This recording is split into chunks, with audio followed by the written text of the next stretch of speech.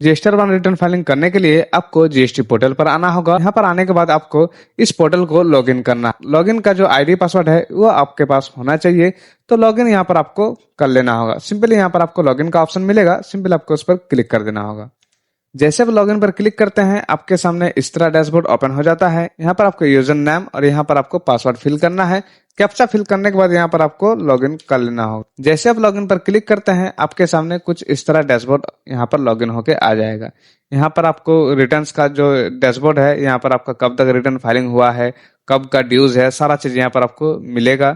उसके बाद सिंपल आपको नीचे आना है। नीचे यहाँ पर आपको कंटिन्यू टू डैशबोर्ड का ऑप्शन मिलेगा और यहाँ पर आपको मिलेगा रिटर्न डैशबोर्ड का ऑप्शन। सिंपल आपको रिटर्न डैशबोर्ड पर क्लिक कर देना होगा। जैसे आप रिटर्न डैशबोर्ड पर क्लिक करते हैं यहाँ पर सबसे पहले तो आपको पीरियड सेलेक्ट करना है कि कौन सा पीरियड का आपको रिटर्न फाइलिंग करना है। तो सिंपली अभी तो जो चल रहा है करंट रिटर्न फाइलिंग जनवरी का, तो मैं यहाँ पर आपको जनवरी का करके बताऊंगा। सिंपली यहाँ पर आपको पीरियड सेलेक्ट कर लेना होगा, सर्च वाला ऑप्शन पर क्लिक कर देना होगा। जैसे आप सर्च वाला ऑप्शन पर क्लिक करते हैं यहाँ पर आपको टेबल मिल जाएगा GST-R-1, GST-R-2V, GST-R-3V और GST-R-2A। तो अभी आपको फाइलिंग करना है GST-R-1। यदि आप अपना जो बिजनेस है उसको आप अकाउंटिंग मोड में करते हैं, जैसे कि टेली जैसा सॉफ्टवेयर में, तो उसमें आपका क्या होता है कि वो जैसन क्रिएट करके दे देता है और सिंपली यहाँ पर आपको जैसन अपलोड करना है। लेकिन यदि आप टेली से मेंटेन नहीं करते हैं तो आप मैनुअली भी फिलअप कर सकते हैं। तो मैं आज आपको बताऊंगा मैनुअली आपको कैसे फिलअप करना है। सिंपली आपको यहाँ पर GST-R-1 पर क्लिक कर देना होगा। जैसे आप उस पर क्लिक करते हैं यहाँ पर आपको बहुत सारा टेबल मिलेगा, जैसे कि B2B, B2C large invoice, export invoice, B2C other. यहाँ पर आपको रिलेटेड का मिलेगा, क्रेडिट नोट, डेबिट नोट और भी बहुत सारा टेबल है। इसमें आपको सबसे जरूरी टेबल है जो है वो आपका है B2B, B2C और HSN वाइज समरी और डॉक्यूमेंट वाइज समरी। बाकी ये सब जो टेबल है ये सब टेबल बहुत रेयर केस में फाइलिंग होता है, लेकिन आपको जानकारी होना चाहिए। यदि ये सब टेबल के लिए आपको जानकारी चाहिए तो कमेंट में बताइएगा, तो ये सब टेबल मैं आपको अच्छा से डिटेल में बताऊंगा। तो सिंपली मैं आज आपको बताऊंगा कि कौन सा टेबल आपको सबसे जरूरी होता है। तो जरूरी होता है ये 4 चीज, जैसे B2B इनवॉइस, B2C इनवॉइस और यहाँ पर आपको डॉक्यूमेंट वाइज समरी और यहाँ पर HSN वाइज समरी। ये जो 4 टेबल है ये बहुत इंपॉर्टेंट है, ये समझना आपका जरूरी है। सब भी आपका समझना जरूरी है क्योंकि ये सब भी कभी कभार काम पड़ ही जाता है, जैसे कि क्रेडिट नोट, डेबिट नोट जो है ये भी काम पड़ जाता है। ये यदि आपका ई कॉमर्स का काम है, ई कॉमर्स का भी यहाँ पर आपको ई कॉमर्स का डिटेल आता है, यहाँ पर आपका ई कॉमर्स का डिटेल फिलअप करना पड़ता है। तो ये सब टेबल भी आपका जरूरी है, लेकिन ये सब 4 टेबल आपको जानना जरूरी है। सबसे पहले तो आपको आता है B2B इनवॉइस। B2B इनवॉइस पर आपको क्लिक करना है। B2B का मतलब हो गया बिजनेस टू बिजनेस। यदि आप कोई पार्टी को सेल करते हैं और वो पार्टी यदि GST नंबर से आपका माल लेता है, जैसे उसका GST पर आपको बिल काटना पड़ता है, तो उस तरह केस में आपको B2B इनवॉइस पर डिटेल फिलअप करना होता है। तो B2B इनवॉइस में आपको कैसे डिटेल फिलअप करना है, तो यहाँ पर आपको मिलेगा ऐड रिकॉर्ड का ऑप्शन। सिंपल आपको इस पर क्लिक कर देना होगा। जैसे आप ऐड रिकॉर्ड पर क्लिक करते हैं यहाँ पर आपको इस प्रकार कुछ देखने को मिलेगा। यहाँ पर आपको सबसे पहले मिलेगा GST नंबर डालने का ऑप्शन। GST नंबर जैसे आप डालते हैं उस पार्टी का क्या नाम है, ये नाम ऑटोमेटिकली आ जाएगा। उसके बाद आपको डालना होता है इनवॉइस नंबर, इनवॉइस डेट। पहले आपको GST नंबर फिल करना है, तो चलिए मैं फिल कर देता हूँ। तो जैसे आप GST नंबर यहाँ पर फिल करते हैं ये नाम ऑटोमेटिकली आ जाएगा। यहाँ पर आपको इनवॉइस नंबर डालना है, इनवॉइस डेट और इनवॉइस वैल्यू। तो चलिए फटाफट फिलअप कर देते हैं। तो इस प्रकार आपको इनवॉइस नंबर, इनवॉइस डेट और टोटल इनवॉइस वैल्यू यहाँ पर आपको फिल करना है। तो इनवॉइस वैल्यू ये वैल्यू होता है जो कि आपका टैक्सेबल वैल्यू और टैक्स अमाउंट मिला के जो वैल्यू होता है उसको इनवॉइस वैल्यू बोला जाता है। तो उस तरह वैल्यू के यहाँ पर आपको फिल करना है। उसके बाद सिंपल आपको नीचे आना है। नीचे यहाँ पर आपको बहुत सारा रेट मिल जाएगा कि आप जो सेल किए हैं, आप जो आइटम सेल किए हैं वो आइटम का कितना रेट है, यानी कि GST रेट कितना है। तो जो भी रेट है यहाँ पर आप यहाँ पर फिल कर सकते हैं। तो यहाँ पर मेरा जो आइटम का रेट है वो 18% का है, तो मैं यहाँ पर 18% पर फिल कर दिया हूँ और यहाँ पर मेरा टैक्स अमाउंट जो है वो आ गया है। तो टोटल इनवॉइस वैल्यू, ये तीनों अमाउंट को जोड़ के जो वैल्यू आता है उसको टोटल वैल्यू बोलते हैं। तो ये तीनों अमाउंट जोड़ के जो वैल्यू आएगा उस वैल्यू को आपको यहाँ पर फिल करना है। ठीक है, क्लियर हो गया आपको। तो उसके बाद सिंपल आपको यहाँ पर सेव वाला ऑप्शन पर क्लिक कर देना होगा। जैसे आप सेव वाला ऑप्शन पर क्लिक करते हैं ये जो डिटेल आपका है, ये बिल का जो डिटेल है ये आपका सेव हो जाएगा सक्सेसफुल।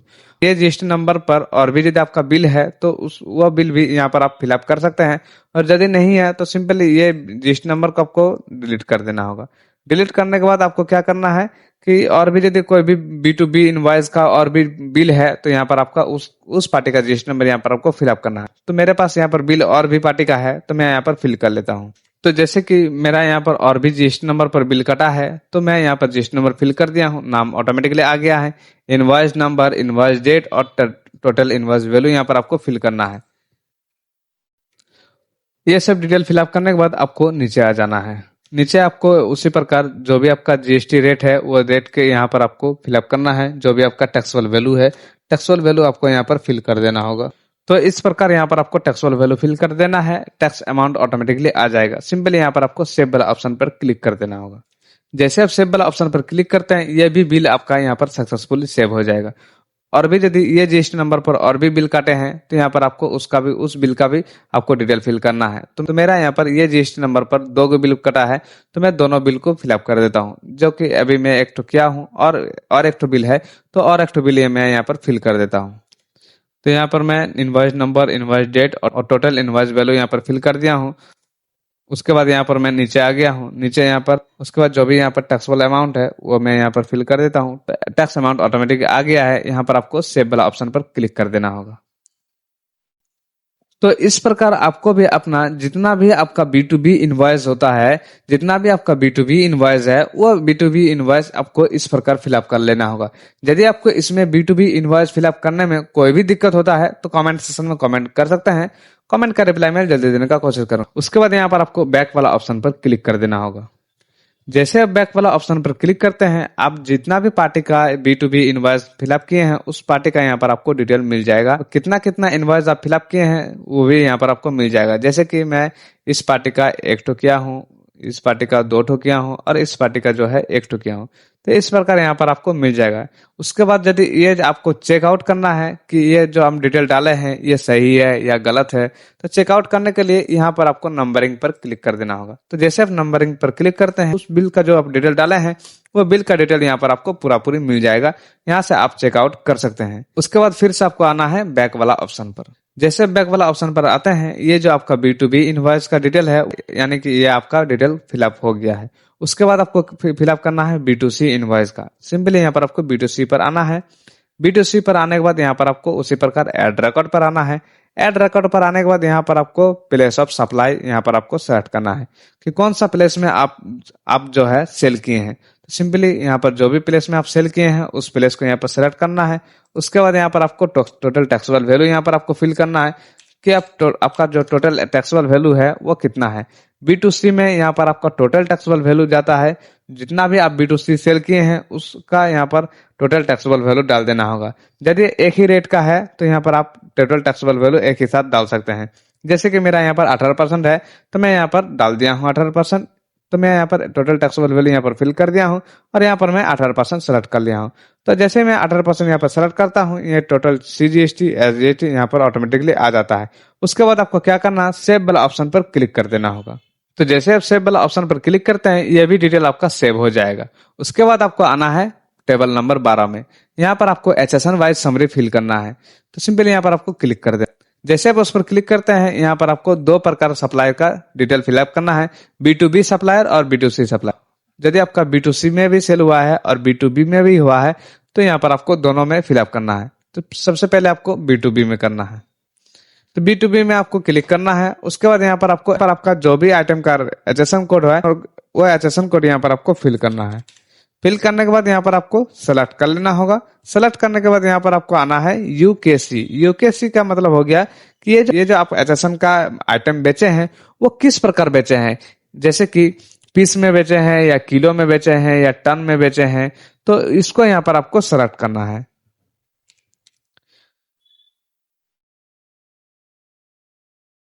तो इस प्रकार यहाँ पर आपको सेलेक्ट कर लेना होगा। उसके बाद यहाँ पर आपको टोटल क्वांटिटी कि ये HSN का जो आइटम है इस HSN आइटम का आप कितना क्वांटिटी में सेल किए हैं। तो सिंपली यहाँ पर आपको टोटल क्वांटिटी यहाँ पर आपको फिल करना है। तो टोटल क्वांटिटी जो भी आपका होता है वो यहाँ पर आपको फिल कर देना होगा।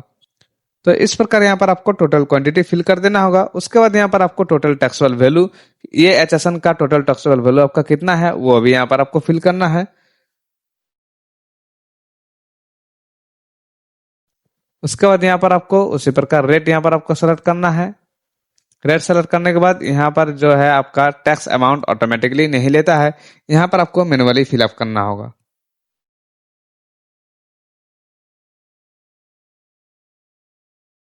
तो इस प्रकार यहाँ पर आपको फिलअप कर लेना होगा। HSN वाइज समरी आपको इस प्रकार फिलअप कर लेना होगा। यहाँ पर यदि आपको कुछ भी डाउट होता है तो कमेंट में बता सकते हैं कि यहाँ पर आपका क्या डाउट हुआ है। तो सिंपली इस प्रकार आपको HSN वाइज समरी आपको फिलअप कर लेना होगा। तो इस प्रकार आपको भी HSN वाइज समरी को फिलअप कर लेना होगा। जितना भी आपका आइटम रहेगा उसका अलग अलग HSN कोड रहता है, तो HSN वाइज समरी आपको इस प्रकार फिलअप करना है। तो यहाँ पर आपको फिलअप करने के बाद यहाँ पर आपको सेव वाला ऑप्शन पर क्लिक कर देना होगा। जैसे आप सेव वाला ऑप्शन पर क्लिक करते हैं, यहाँ पर आपका सारा HSN वाइज समरी सेव हो जाएगा। इसमें यदि आपका कुछ भी डाउट होता है तो यहाँ पर आप एडिट भी कर सकते हैं और डिलीट भी कर सकते हैं। तो सिंपली यहाँ पर आपको इस प्रकार फिलअप करना है। उसके बाद यहाँ पर आपको B2C में भी उसी प्रकार फिलअप करना है। यहाँ पर आपको HSN वाइज समरी फिलअप करना है, उसी प्रकार जो भी आपको B2B में दिखाया हूँ उसी प्रकार B2C में भी फिलअप करना है। यहाँ पर आपको सारा चीज फिलअप करने के बाद बैक वाला ऑप्शन पर क्लिक कर दें। जैसे आप बैक वाला ऑप्शन पर क्लिक करते हैं, यहाँ पर आपका HSN वाइज समरी जो है यहाँ पर आपका आ जाएगा। उसके बाद आपको आना है टेबल नंबर 13 यानी कि डॉक्यूमेंट इशू में। तो सिंपली यहाँ पर आपको डॉक्यूमेंट इशू पर क्लिक कर देना होगा। जैसे आप डॉक्यूमेंट इशू पर क्लिक करते हैं, यहाँ पर आपको इनवॉइस फॉर आउटवर्ड सप्लाई का जो डिटेल है उसको यहाँ पर आपको फिलअप करना है। डॉक्यूमेंट इशू में आपको फिलअप करना पड़ता है बिल नंबर। बिल नंबर यहाँ पर आपको फिलअप करना है। बिल नंबर आपको यहाँ पर मेंशन करना है कि कितना से कितना बिल नंबर तक आप जो है सेल काटे हैं। तो सिंपली यहाँ पर आपको बिल नंबर फिलअप करना है। ये आपका बिल नंबर फिलअप इस प्रकार करना है, जैसे मैं यहाँ पर 17 नंबर से 20 नंबर तक काटा हूँ। उसके बाद यहाँ पर टोटल नंबर के हो गया मेरा, यहाँ पर जो है मेरा 4 टोटल नंबर हो गया। कैंसिल यदि आपका बिल एक भी होता है तो यहाँ पर आपको कैंसिल का जो क्वांटिटी है यहाँ पर आपको डालना है। मेरा यहाँ पर कैंसिल एक भी नहीं हुआ है तो मैं यहाँ पर 0 फिल कर दिया हूँ। तो इस प्रकार आपको भी अपना डॉक्यूमेंट वाइज समरी को फिल कर लेना होगा। उसके बाद सिंपल आपको नीचे आ जाना है। नीचे यहाँ पर आपको मिल जाएगा सेव वाला ऑप्शन, सिंपल आपको उस पर क्लिक कर देना होगा। जैसे आप सेव वाला ऑप्शन पर क्लिक करते हैं, ये आपका डॉक्यूमेंट वाइज समरी जो है ये आपका सेव हो जाएगा। उसके बाद फिर से आपका आना है रजिस्टर 1। जैसे आप रजिस्टर 1 पर आते हैं, यहाँ पर आपका सारा चीज फिलअप हो जाएगा। उसके बाद सिंपली आपको जनरेट समरी पर क्लिक कर देना होगा। जैसे आप जनरेट समरी पर क्लिक करते हैं, यहाँ पर आपका जो समरी है ये आपका जनरेट होने के लिए रिक्वेस्ट चला जाएगा। उसके बाद यहाँ पर आपको रिफ्रेश का ऑप्शन मिलेगा, सिंपल आपको रिफ्रेश कर देना होगा। ये जो आपका डिटेल है ये आपका जनरेट हो जाएगा। जनरेट होने के बाद यहाँ पर आपको मिलेगा proceed to file summary, simple आपको उस पर क्लिक कर देना होगा। जैसे आप उस पर क्लिक करते हैं, यहाँ पर आपको B2B सप्लायर का टोटल बिल यहाँ पर आपको मिल जाएगा। टोटल वैल्यू कितना है, total taxable value, tax amount यहाँ पर आपको मिल जाएगा। उसके बाद यदि आपका B2C का है तो B2C का भी यहाँ पर आपको मिल जाएगा। उसके बाद सिंपल आपको नीचे आना है। नीचे यहाँ पर आपको डॉक्यूमेंट वाइज समरी और HSN वाइज समरी दोनों ही मिल जाएगा, यहाँ पर आप चेकआउट कर सकते हैं। उसके बाद यहाँ पर आपको HSN वाइज समरी मिलेगा, यहाँ पर आपको डॉक्यूमेंट वाइज समरी मिलेगा। उसके बाद सिंपल आपको आना है नीचे, यहाँ पर आपको फाइल स्टेटमेंट पर क्लिक कर देना होगा। जैसे आप फाइल स्टेटमेंट पर क्लिक करते हैं, यहाँ पर आपका चेकबॉक्स मिलेगा, चेकबॉक्स पर क्लिक करना है और यहाँ पर आपको ऑथोराइज सिग्नेचर पर यहाँ पर आपको सेलेक्ट कर लेना होगा प्रोपाइटर का नाम और यहाँ पर आपको फाइल विथ इरेजर पर क्लिक कर देना होगा। यहाँ पर आपका रजिस्टर्ड मेल आईडी और मोबाइल नंबर पर OTP आएगा, दोनों में से कोई एक OTP यहाँ पर आपको फिल करना है। OTP फिल करने के बाद यहाँ पर आपको वेरीफाई का ऑप्शन मिलेगा, सिंपल आपको वेरीफाई पर क्लिक कर देना। जैसे आप वेरीफाई पर क्लिक करते हैं, ये आपका रजिस्टर 1 रिटर्न फाइलिंग कंप्लीट हो जाएगा और इस प्रकार आपको भी अपना रजिस्टर 1 रिटर्न फाइलिंग कंप्लीट कर लेना होगा। आई होप इस वीडियो में आपको सारा चीज समझ में आ गया होगा। यदि आपको इसमें कुछ भी डाउट होता है तो कमेंट सेक्शन में कमेंट कर सकते हैं, कमेंट का रिप्लाई मैं जल्दी देने का कोशिश करूंगा। और इसी तरह इन्फॉर्मेशन वीडियो पाने के लिए हमारे चैनल मनीषा कंसल्टेंसी को अभी तक सब्सक्राइब नहीं किए हैं तो जल्दी से जाके सब्सक्राइब कर लीजिए, क्योंकि मैं इसी तरह इन्फॉर्मेशन वीडियो डालता रहता हूँ। फिर मिलता हूँ नेक्स्ट वीडियो में, तब तक के लिए जय हिंद, वंदे मातरम, थैंक यू।